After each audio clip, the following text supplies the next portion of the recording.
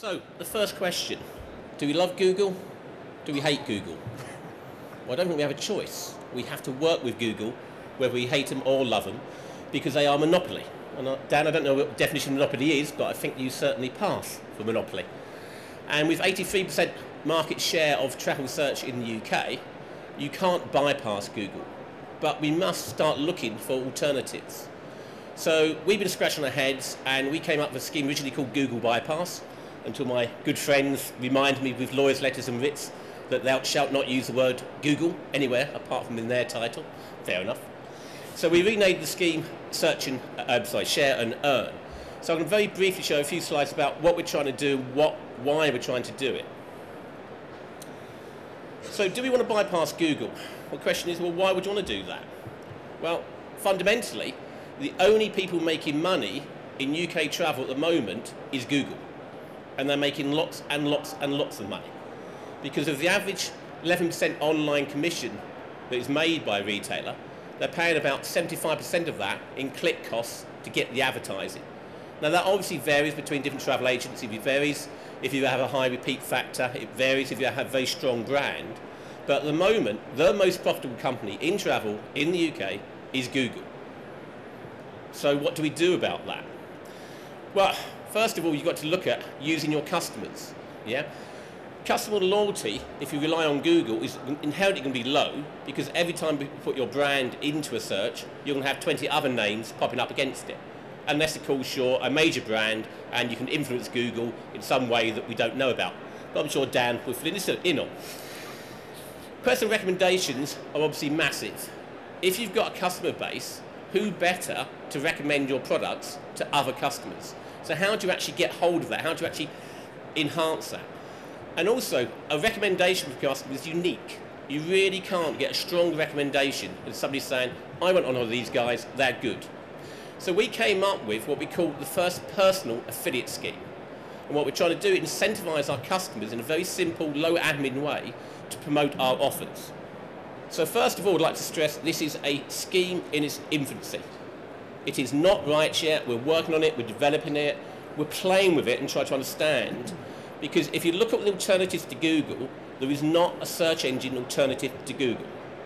However, social networks are a massively growing phenomenon, and how do we interact with those social networks, and how do we get advertising in social networks? Our view is, if you advertise in a social network as a company, you're going to struggle. If you get your members or your loyal customers to advertise products or products they would recommend in their social networks, we think that will work. So we're giving a lot more control to the users to say, where have you been, where are you looking to go, what do you think your friends would like?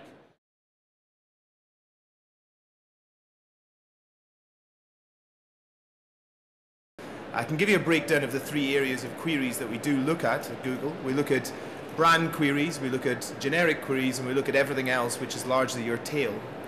And if you look at brand queries, for example, they've increased in number, in double-digit percentage in the year-on-year, but come down in cost. If we look at generic queries, they too have come down in cost, but increased double-digit in terms of number of queries. And again, in the tail, which is the only area we've seen small incremental cost rises, it's increased exponentially in terms of volume.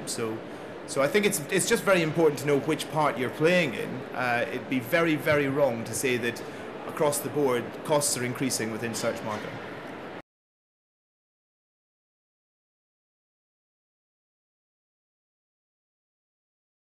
Over the last 18 months, I do recognise that the costs have slowed down because we've got to the stage where people aren't making any money. And it's not that I actually think Google is evil, because I don't think Google is evil, but by implication, it's such a perfect tool because it allows everybody to bid and bid and bid until they're making no money. And the more Google improved the tools to track your conversion and to make it more accurate, actually, most of that money goes straight back to Google because people can then spend more money on advertising. So I think Google are very, very clever. And the only downside of Google at the moment is what are the alternatives? So some of the logical growing alternatives is meta search, because Google's very inefficient and it doesn't allow the customer to choose its date of departure, duration of departure, board bases, etc. And you then look at the likes of Teletext and Travel Supermarket and iSlotty and say, surely this is the coming future for travel. because it allows them to bypass Google if they can get the traffic in there. But the only problem at the moment is they need to create strong brands, because otherwise they're relying on an arbitrage to take Google traffic in at a certain price and pump it out at a certain price out. So I think in the future, I think Metatech will grow. My only concern is what we've seen in the States is as soon as that grows, Google go and buy it. So definition of monopoly is somebody's got huge cash, it can buy anything that comes along and threatens it. So I'm just hoping they might buy us sooner or later. Do you take down? You never know. Weirder things that happen. Always on the lookout, Steve. Not many. Do you take Dan's point that you can't be a monopoly if it's based on choice? They're democratic and they're actually driving massive value to their advertisers. And if you can afford to pay for that, then you're going to benefit. Yeah, I think it's a very clever position, because it's absolutely right. The reason they are monopolies is because they're the best solution out there. So it's very difficult to criticise somebody for being a monopoly from a customer point of view. From a supplier point of view, we have to try to break that at some point, because otherwise our cost base continues to go up. We've got to look for cheaper alternatives to market.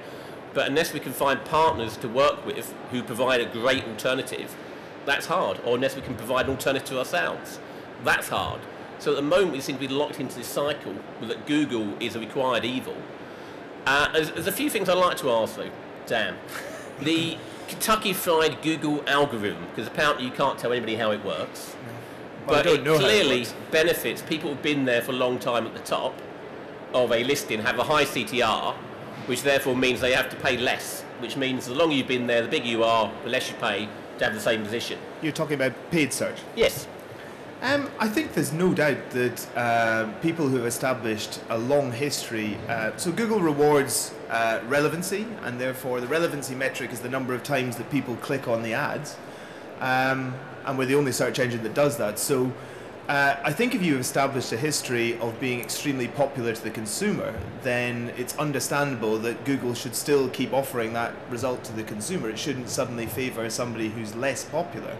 And so I suppose if somebody spent a long time building up that credibility with consumers, then and leveraging brand and all sorts of things, then I'm pretty confident we've got the metric right. What I would say, just to come back to the whole kind of search mechanic as well, is that what Steve is pointing quite accurately to is there is definitely areas within Google which have become more expensive. I'm fully acknowledging that, and certainly in some of the areas that Steve operates, it's becoming more supplier dominated, and that's happening throughout travel in general. Suppliers are disintermediating and going direct, and Google's a vehicle for that. Now, that's natural market economics. There's nothing that we can do or say about that. And often when Steve is talking about this kind of dominant CTRs, we are looking at suppliers who've established huge amounts of loyalty, doing an awful lot of brand equity marketing to establish that kind of reaction from a consumer, to win the consumer over simply price. And to come back to the meta-search question, I seriously do worry about